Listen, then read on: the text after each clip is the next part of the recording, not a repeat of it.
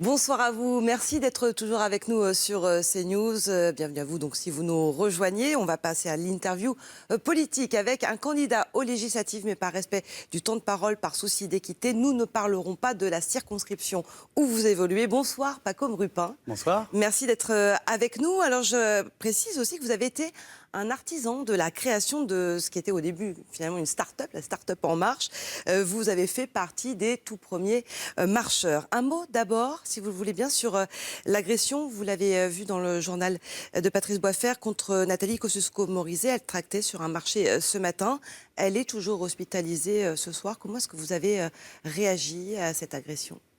Avec beaucoup de gravité, parce que nous sommes nombreux en campagne et la violence est toujours quelque chose qui est, surtout quand on parle du débat démocratique, tout à fait inacceptable.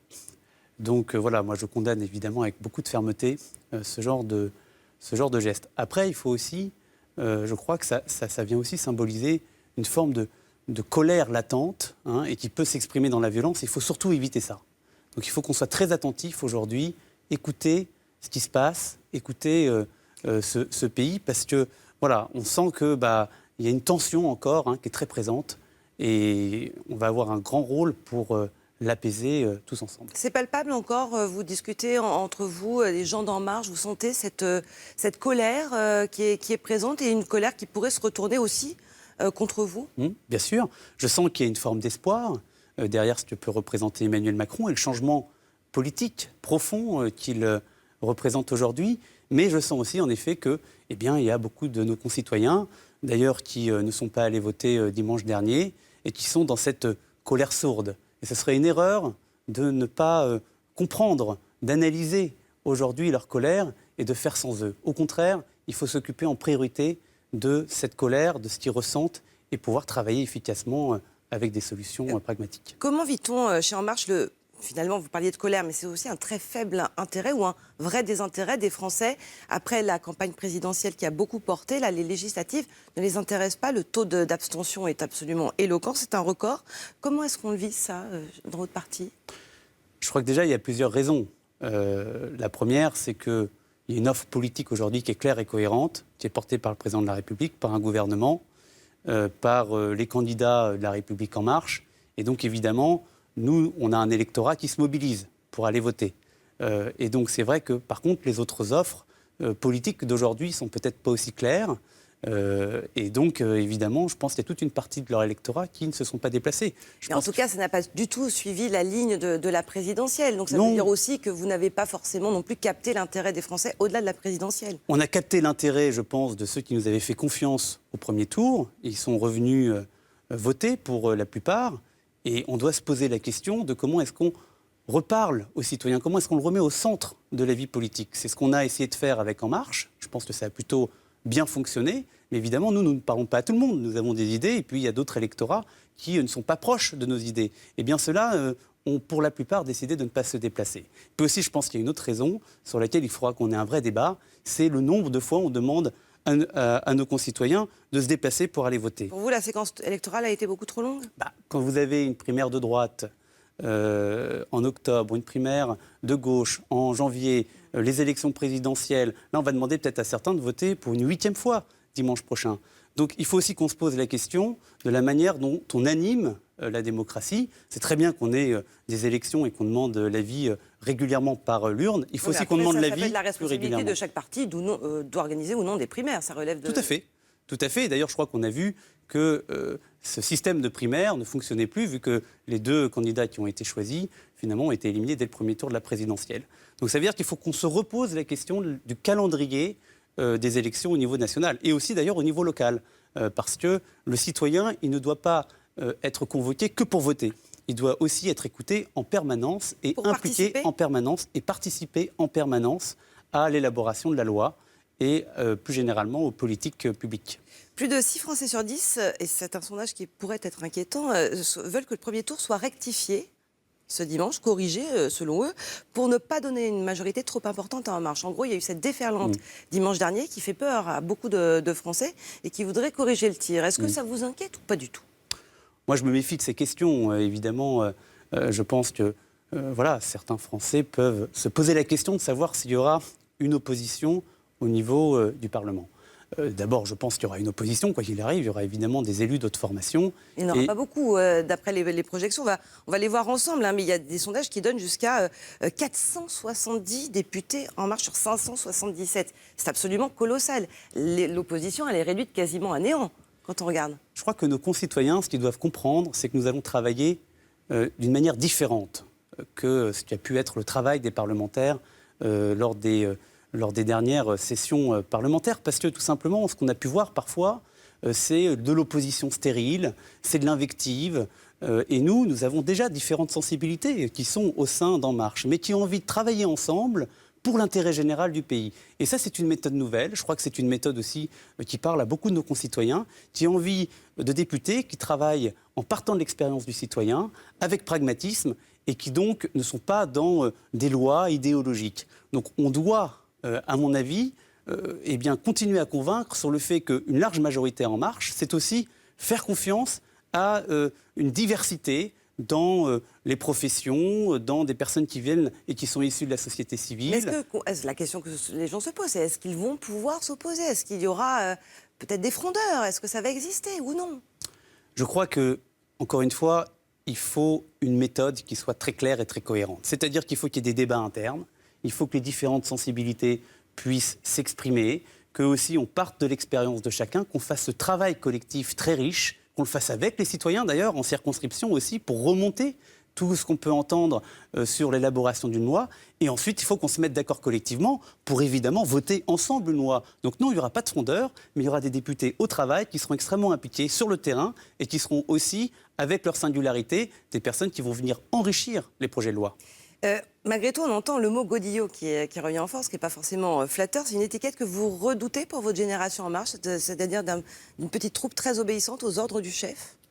Non, mais évidemment, ça peut être la crainte que, parce que nous avons le président de la République et puis peut-être des députés qui vont être nouveaux, que ce seraient des députés qui vont voter à main levée toutes les lois qui vont être proposées. Non, nous ne serons pas des députés godillots parce que déjà, nous allons être des députés qui allons énormément travailler. On va travailler sur les textes, mais on va aussi évaluer la loi.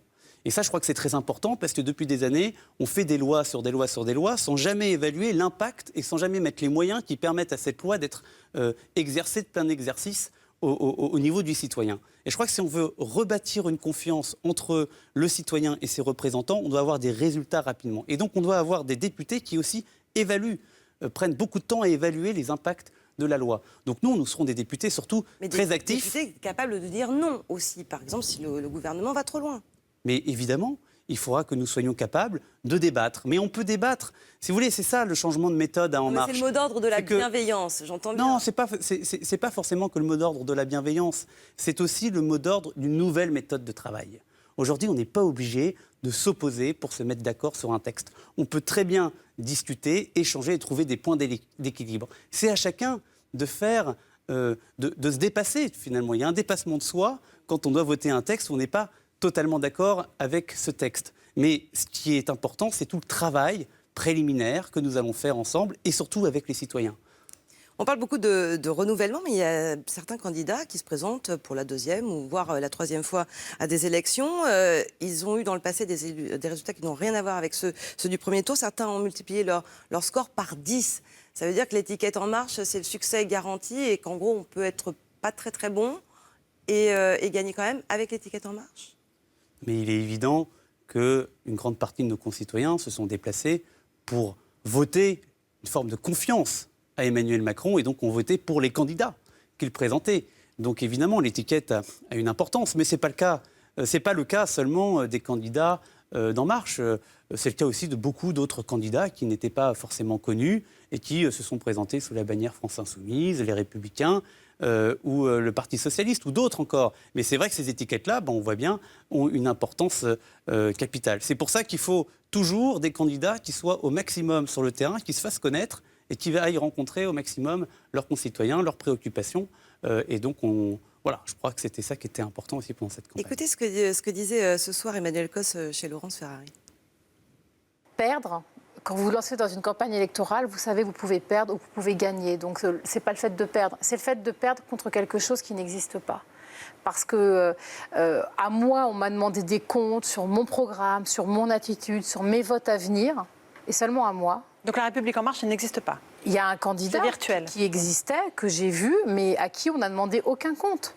Et c'est ça qui est extrêmement difficile, c'est que perdre pour un débat d'idées, perdre pour des désaccords, perdre projet contre projet, très bien. Perdre contre une étiquette politique et une vague, ben ça veut dire qu'en fait, vous n'avez pas eu le match que vous vouliez. C'est assez fort ce qu'elle dit, Emmanuelle Cos. Il n'y a pas eu match, en fait. Est-ce que vous êtes d'accord avec cette analyse ? Emmanuelle Cos, elle a eu des responsabilités parce qu'à un moment, elle représentait aussi un parti politique. Donc, il y a eu à chaque fois dans des élections des personnes qui ont émergé parce qu'ils représentaient un parti politique. Donc voilà, nous sommes une nouvelle génération. Évidemment, on ne nous connaît pas parce que nous sommes nouveaux. Mais c'est cohérent avec ce que je pense, ce que veulent aujourd'hui nos concitoyens. C'est en tout cas ce qu'ils veulent. Ils veulent des gens nouveaux qui prennent leurs responsabilités, une nouvelle génération qui construisent l'avenir de notre pays. Donc Emmanuelle Cos, en plus, je pense que c'est certainement quelqu'un qui est beaucoup sur le terrain, comme nous, candidats d'En Marche. Donc on n'est pas virtuel, on est physiquement en permanence, et je crois que c'est un de nos points forts, à discuter, à débattre, à présenter nos convictions vis-à-vis de nos concitoyens. Sauf qu'évidemment, peut-être qu'on est moins médiatisé. Je vous remercie d'ailleurs de m'avoir invité, parce qu'on a ce stade-là, évidemment, à passer, de se faire connaître. Mais je trouve ça très injuste de dire que La République En Marche, ce ne serait rien. En tout cas, ce sont des millions d'électeurs qui, pour le premier tour, ont porté des candidats En Marche au second tour. Est-ce qu'aujourd'hui, vous commencez à La République En Marche à sentir le poids peut-être écrasant des responsabilités et de l'attente des Français ? Vous le disiez, effectivement, il y a cette vague, il y a cette déferlante qui se concrétisera sûrement au second tour. Est-ce qu'il n'y a pas une part d'angoisse en se disant, voilà, maintenant, on a dit des choses, on en a promis beaucoup, le renouvellement, les nouveaux visages, le dégagisme, etc. Maintenant, c'est nous, il faut que ça marche. On a une responsabilité historique. Nous n'avons pas le droit à l'erreur. Et c'est pour ça que nous allons beaucoup travailler. Et c'est pour ça que nous allons beaucoup travailler avec les citoyens. Parce que si jamais nous perdons cette connexion avec les citoyens, si jamais nous sommes dans une forme de défiance vis-à-vis qui continue entre les représentants politiques et les citoyens, eh bien évidemment, le pire pourrait advenir. Mais est-ce que ça vous inquiète réellement ? Est-ce que vous mesurez le poids des attentes des Français ? Je le mesure parce que, évidemment, nous rencontrons tous des Français inquiets, des Français qui ont porté un espoir. Et donc, nous mesurons toute la responsabilité que nous avons. Mais nous ne sommes pas des candidats pour un siège. Je rappelle d'ailleurs qu'il y a énormément de candidats qui, il y a encore un an, ne pensaient pas pouvoir gagner une élection législative et devenir député. Et donc, il y a plein de ces candidats La République En Marche qui sont certes pas connus, mais qui sont dans un engagement désintéressés et qui ont envie de gagner ce siège pour travailler et non pas simplement pour l'avoir. Est-ce qu'ils ont les compétences ? Mais vous savez, dans une démocratie, chaque citoyen arrive avec son expérience, avec ce qu'il a vu l'organisation de la société. Et chaque citoyen doit pouvoir être en position ensuite de représenter ses concitoyens. Par contre, il faut évidemment se former, travailler, être accompagné. Vous savez, nous, on a monté un mouvement en très très peu de temps et on a formé des gens en très très peu de temps qui ont fait un boulot formidable. Donc évidemment, c'était dans une campagne. Et bien aujourd'hui, nous allons utiliser les mêmes méthodes pour faire un boulot très précis. Mais vous avez quoi ? Vous avez un mode d'emploi du nouveau député ? Enfin, vous avez une ligne de conduite. Vous allez avoir une journée, je crois, pour ceux qui seront élus après le second tour, une journée de formation. Comment ça se passe ? Mais évidemment, on va se retrouver très rapidement pour travailler ensemble, pour voir quelle méthode on va utiliser pour pouvoir passer et échanger sur des projets de loi qui vont rapidement devoir être votés en juillet. Donc oui, on va très vite travailler, mais c'est ce qu'on nous demande, je crois. Donc il faut qu'on soit le plus responsable possible et sérieux possible. Donc notre calendrier, il est très simple.